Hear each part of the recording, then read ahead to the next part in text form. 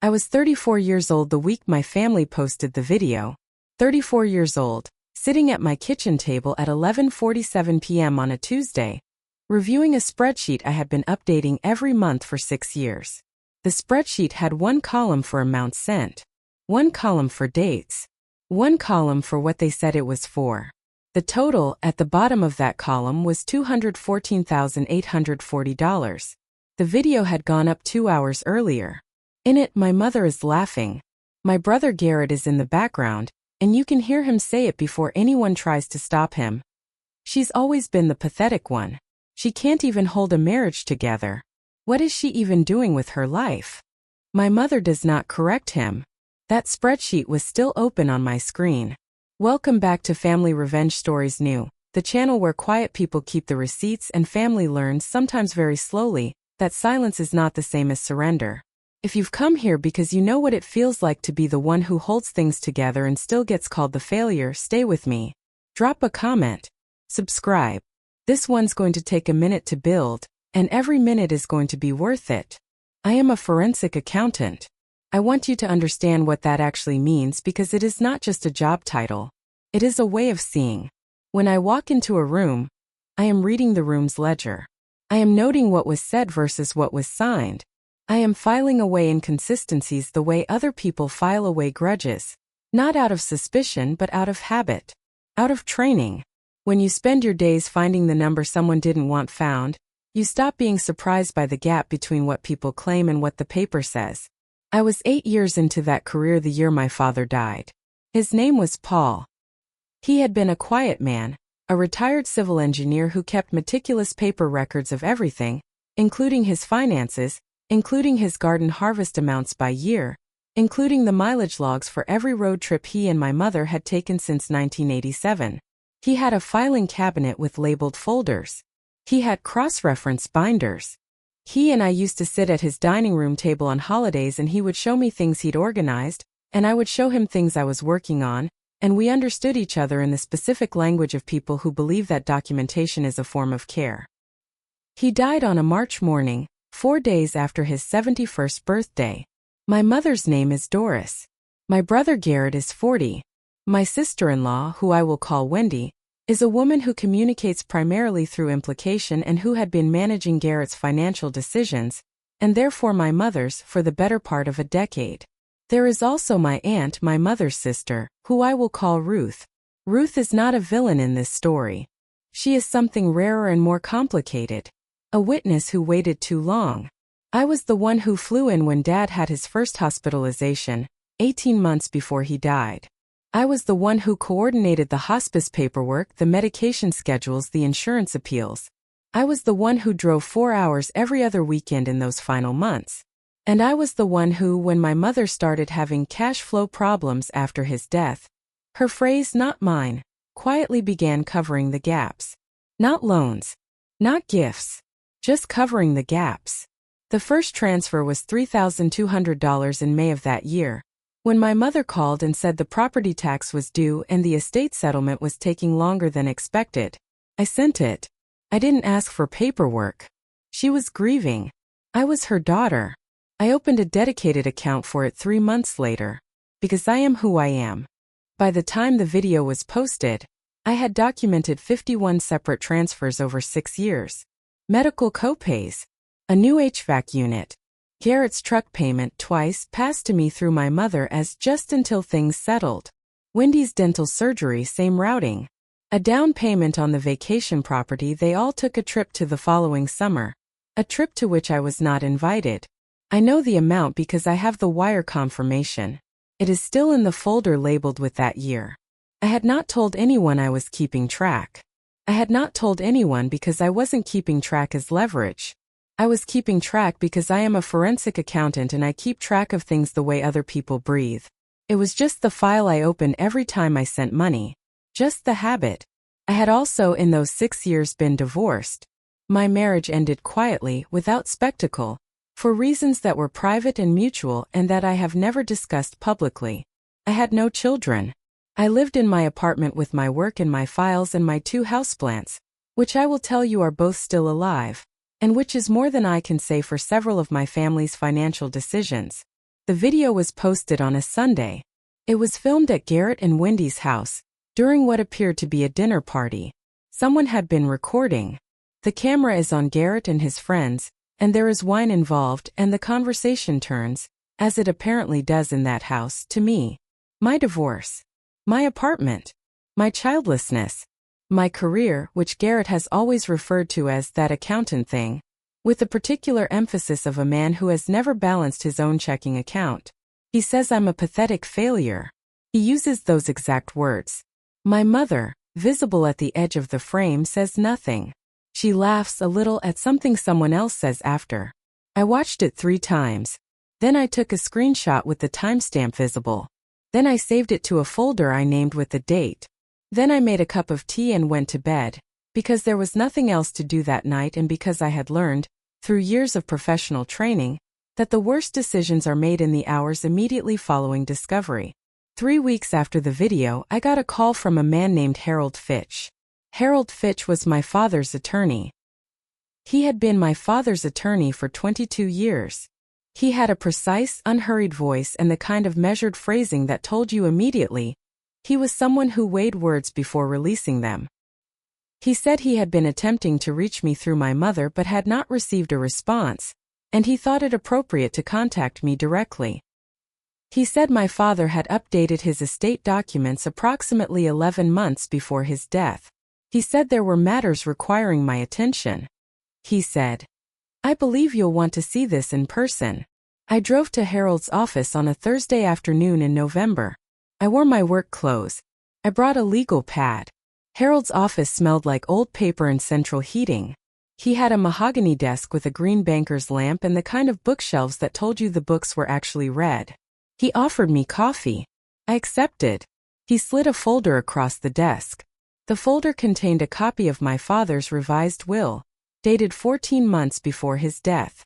There was also a trust document, a separate instrument which had been established at the same time. Harold explained it slowly, the way a man does when he knows the information is significant and wants to make sure it lands correctly. The primary residence, the house my parents had lived in for 31 years, had been placed into a revocable trust. At my father's death, the trust became irrevocable. The trust named a single beneficiary for the property. My name. Not my mother's name because my mother had been given her own separate instrument, a life estate in the property, meaning she could live there as long as she lived, but the house itself, its equity, its future disposition, belonged to me at her death or her voluntary departure. Not Garrett's name. Mine. Harold let me read the document. All 14 pages. I read it twice. He refilled my coffee. Then he said, There's also this. He placed a second envelope on the desk. It was a standard letter envelope, white sealed with my name written on it in my father's handwriting. He gave me that at the same time he executed the trust, Harold said. He asked me to give it to you when the trust became relevant. I did not open it in Harold's office. I put it in my bag. I asked Harold several specific questions about the trust mechanics, the life estate parameters, and the timeline for formal notification to the other parties. He answered each one. I took notes. My handwriting was very neat. I drove home. I sat in my car in the parking garage for 11 minutes. Then I went upstairs and I made dinner and I did not open the envelope until I had eaten, because my father was a man who believed things should be done in the right order. The letter was 2 pages, handwritten, in his engineering precise block print. I will not read all of it. But there was one line in it that I have returned to more times than I can count now. He wrote, You have always paid the full price of belonging to this family. I wanted to make sure at least once the ledger balanced in your direction. I read it 3 times. I folded it back into the envelope. I put the envelope in the folder with the trust documents. Then I opened the spreadsheet. $214,840. I looked at that number for a long time. If you've ever been the person who picked up the check quietly, consistently year after year, while the same people who cashed those checks told anyone who'd listen that you were the disappointing one, you already understand what I felt sitting at that table. You already know the specific silence of that moment. Stick with me, because now I have a folder and I have Harold Fitch and I am about to pick up the phone. The first sign that something had shifted was a phone call from Garrett, 10 days after my meeting with Harold. He was warm. He used my name 3 times in the first 2 minutes, which is always a tell. He asked how I was doing. He mentioned that Mom had been asking about the house. Not in a pointed way, he said, just wondering about the long-term picture, wondering what everyone's plans were. He said the word estate twice, casually, like it was just floating there. He mentioned that he and Wendy had been talking about possibly moving closer to Mom to help out. Possibly. Just thinking about it. The timing would depend on some things, but he wanted me to know they were open to it. He did not mention the video. I said that was very thoughtful of him. I said I'd been in touch with Harold Fitch and was still reviewing some documents. I said I'd be in touch. He paused. Just briefly. Harold Fitch, he said. Dad's lawyer. That's right, I said.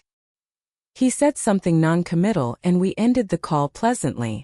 2 days later, Wendy called my mother and told her I had been acting strange.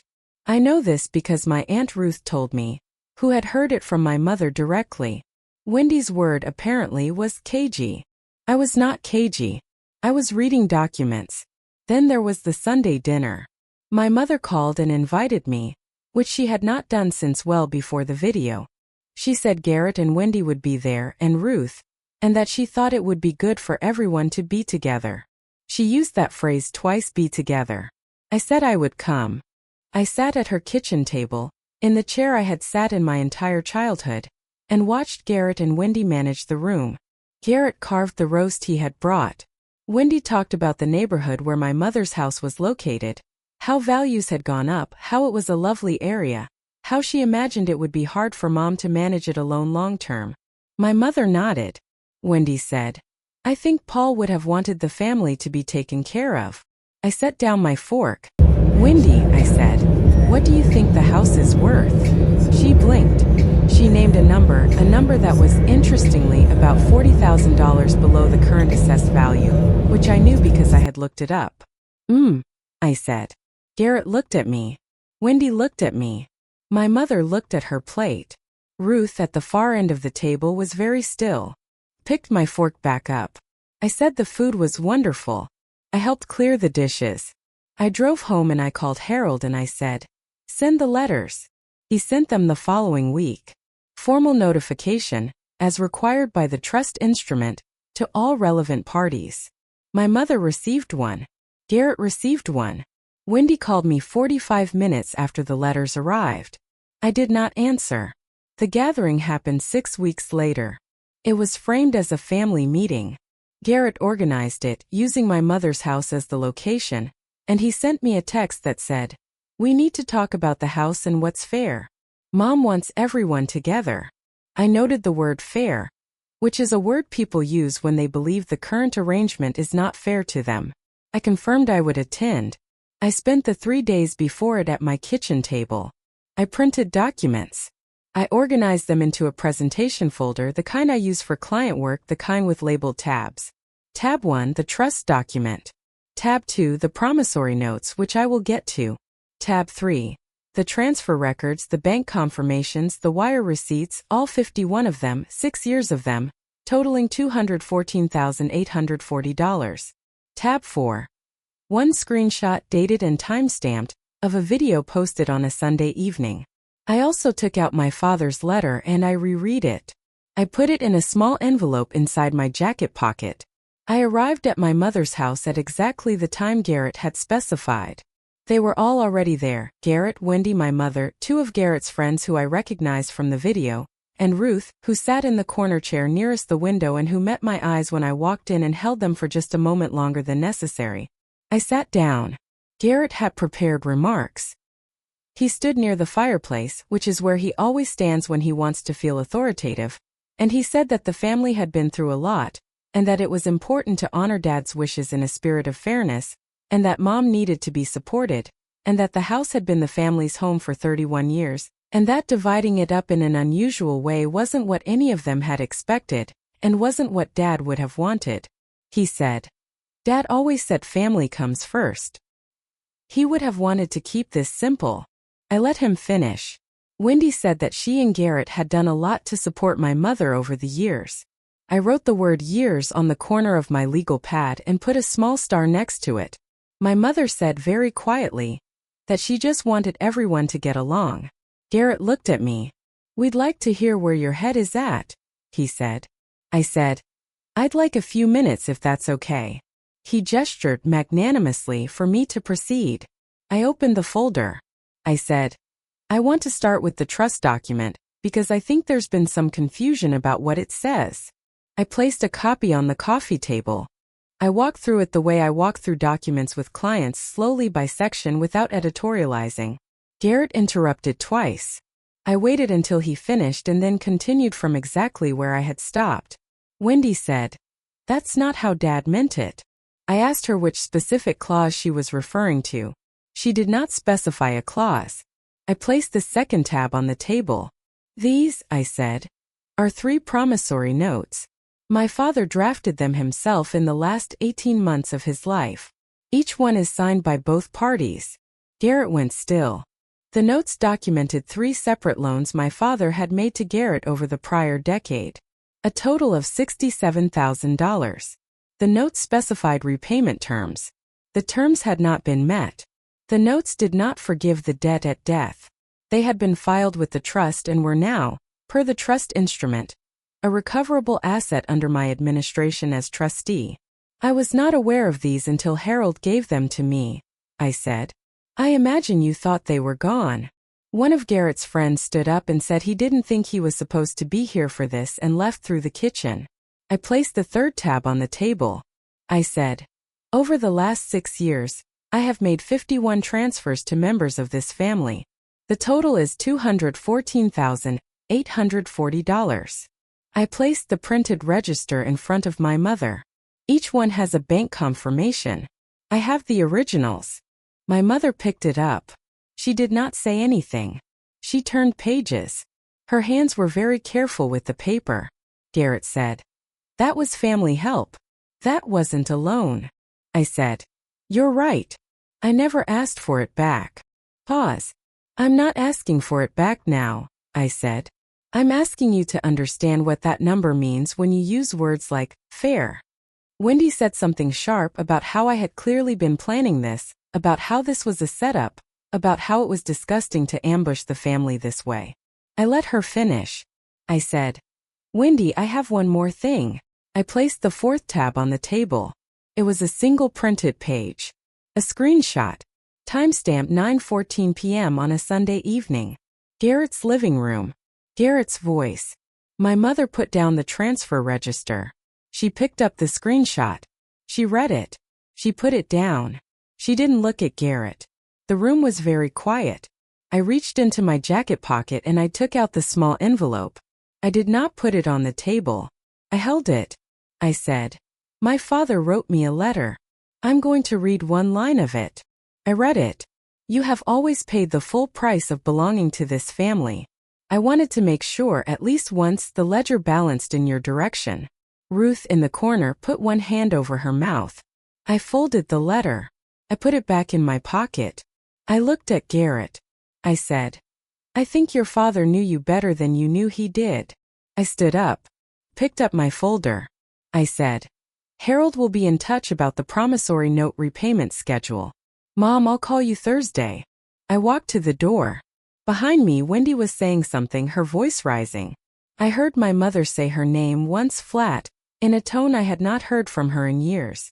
I closed the door behind me. It was 7:22 p.m. The air outside was cold and clear. I stood on the front walk for a moment, breathing it in. Then I went home. Harold formalized everything over the following 3 months. The trust instrument was valid and uncontested. Garrett consulted 2 attorneys, both of whom told him the same thing Harold had already told him. The house belongs to me at my mother's death or departure. My mother's life estate is secure. She can live there as long as she chooses.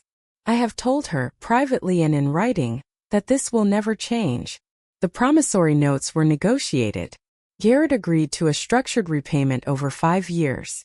The first payment arrived on the 1st of the following month. It was the exact amount specified in the note. It was 8 days early. I deposited it and updated the file. The $214,840. I did not file a claim. I did not ask for it back. That number lives in a spreadsheet I closed and labeled reference only. It is not money I expect to see. It is simply money whose existence I documented, so that when someone said fair, the word had a floor. Garrett and Wendy moved to a different city the following spring. I know this from Ruth, who I have lunch with now on the first Sunday of every month.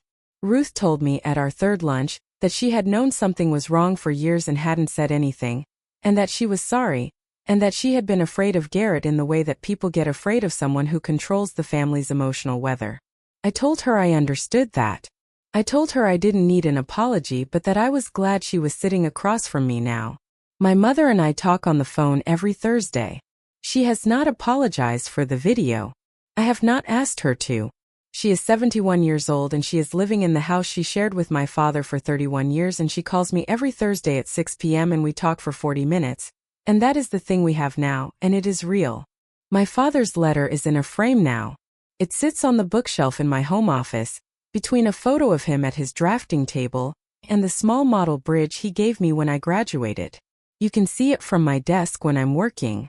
The spreadsheet, the one with the 51 transfers, I printed once and I put it in a folder with all the other documents, and the folder lives in a fireproof lockbox in my closet.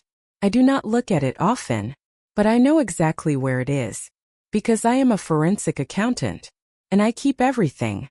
With the money I received from the first promissory note payment, the first real return I'd ever seen from that family, I hired a landscape architect to redesign my parents' backyard garden, the one my father had kept for 23 years. My mother didn't know I was paying for it. I told her it was a gift from Dad's estate. In a sense, that is exactly true. The day the garden was finished, she called me before Thursday, which she had never done. She said it looked just like he would have wanted it. She said she had sat outside in it for an hour. I asked if she'd had her tea out there. She said she had. I said good. That is not revenge. That is simply what you do when the ledger finally balances and you choose deliberately what to spend the difference on. Calm is not the same thing as weak. My family confused those two things for 34 years. And in doing so, they forgot something that I never did. Quiet people keep the receipts. And receipts, unlike feelings, do not require interpretation. If this story reminded you that the person who holds everything together is allowed to stop holding things that were never hers to carry, take that as something you already knew and needed to hear again. You are allowed to document. You are allowed to say nothing until you have everything. You are allowed to walk out of a room and close the door and breathe the cold air and go home. If that landed, drop a comment. Tell me which part. And subscribe to Family Revenge Stories New, because there are more folders and more letters and more tables where quiet people finally get the floor. I'll see you in the next one.